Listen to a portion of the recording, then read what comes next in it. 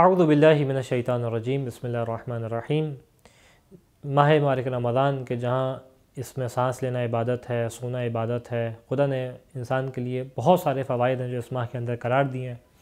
ارادہ کیا کہ آپ کے سامنے ایک انتہائی لطیف حدیث امام محمد باقر علیہ السلام کی پیش کی جائے کہ جس میں امام نے بیان کیا کہ کس طریقے سے ماہ مبارک رمضان کے اندر ایک اور دروازہ خدا کی رحمت کا جو کھلا دکھائی دیتا ہے، اور حدیث اس انداز سے کہ ان للہ تعالی ملائکۃ موکلین بالصائمین، خدا مند متعال نے کچھ ملائکہ کو معین کیا ہے، خدا کے لیے کچھ ملائکہ ہیں کہ جو صائمین روزے رکھنے والوں کے گرد گویا طواف کر رہے ہوتے ہیں، ان کے گرد موجود ہوتے ہیں۔ یستغفرون لہم فی کل یوم من شہر رمضان الی آخرہ، خود یہاں پہ یہ بھی سمجھ میں آتا ہے کہ صائم کا مقام کیا ہے۔ یہ ملائکہ اس روزہ رکھنے والے کے لیے استغفار کر رہے ہوتے ہیں فی کل یوم من شہر رمضان الی آخرہ، یعنی روزانہ صبح سے لے کے دن کے آخری لمحات تک یہ ملائکہ صائم کے گرد ہوتے ہیں اور اس روزہ رکھنے والے کے لیے استغفار کر رہے ہوتے ہیں۔ وَيُنَادُونَ الصَّائِمِينَ، نہ صرف استغفار کر رہے ہوتے ہیں بلکہ روزہ رکھنے والوں کو ندا دیتے ہیں، ان سے کلام کرتے ہیں۔ ہم یہ کلام سن نہیں سکتے، یہ بات صحیح ہے، لیکن کیونکہ وہ بیان کر رہے ہیں کہ جو قول صادق کا جانشین ہے، لہٰذا اس بات کا مکمل یقین ہے کہ ہم سن نہیں سکتے، لیکن یہ ندا موجود ہے۔ اور کس انداز میں بیان کیا؟ ندا دیتے ہیں۔ کیا ندا دیتے ہیں؟ کس موقع پہ؟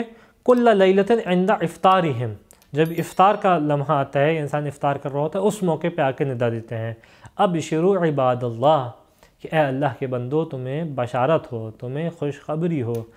فقد جعتم قلیلا واستشبعون کثیرا، کہ تم نے بہت معمولی سی بھوک ہے جو برداشت کی ہے، بہت معمولی سی بھوک، یعنی صبح اذان فجر سے لے کے مغرب تک کا وقت ہے، آدھا دن ہے تقریباً، یہ آدھے دن سے کچھ زیادہ تم نے برداشت کیا ہے۔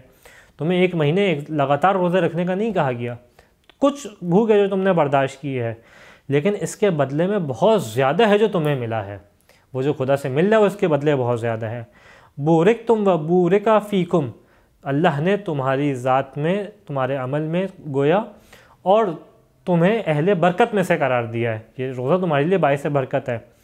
حتی اذا کان آخر لیلہ من شہر رمضان، یہاں تک امام بیان کرتے ہیں کہ ملائکہ صائم کے گرد ہیں، اس کے لیے استغفار کر رہے ہیں، افطار کا وقت آتا ہے تو اس موقع پہ اس کو ندا دے رہے ہیں، یہاں تک کہ جب آخری ماہ مبارک رمضان آ جاتی ہے تو یہ ملائکہ کیا کہتے ہیں؟ نادا، یہ پھر سے ندا دیتے ہیں، ابشروا عباد اللہ، اے اللہ کے بندو تمہیں بشارت ہو۔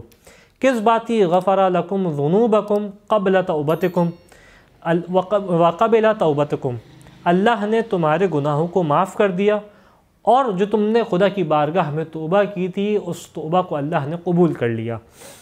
فانظروا کیف تکونون فیما تستأنفون، یہ بہت بڑا عظیم جملہ ہے امام کا، کہا کہتے ہیں پس یعنی گناہ معاف ہو گئے، اب تم اپنے آئندہ آنے والی زندگی میں دیکھو کس انداز سے عمل کا ابتدا سے آغاز کرتے ہو، یعنی جس طریقے سے انسان زندگی گزارتا ہے، زندگی کے اندر مختلف طریقے سے خطائیں ہو رہی ہوتی ہیں، لیکن اس کے مقابلے میں ایک بچہ ہوتا ہے جو ابھی دنیا میں آتا ہے، عمل کو بالکل اسٹارٹ سے آغاز کر رہا ہوتا ہے، تو یہ انسان کیسا ہو گیا ماہ مبارک رمضان کے آخر میں؟ ایسا ہی کہ جیسا عمل کو بالکل ابتدا سے آغاز کر رہے ہو۔ کیف تستأنفون، کس طریقے سے عمل کو اسٹارٹ سے تم شروع کر رہے ہو۔ خدا بند متعال سے دعا ہے کہ اس مہینے میں ہمیں روزہ رکھنے کی، تلاوت کتاب کرنے کی بہترین انداز سے توفیق عطا فرما۔ وآخر دعوانا ان الحمد للہ رب العالمین۔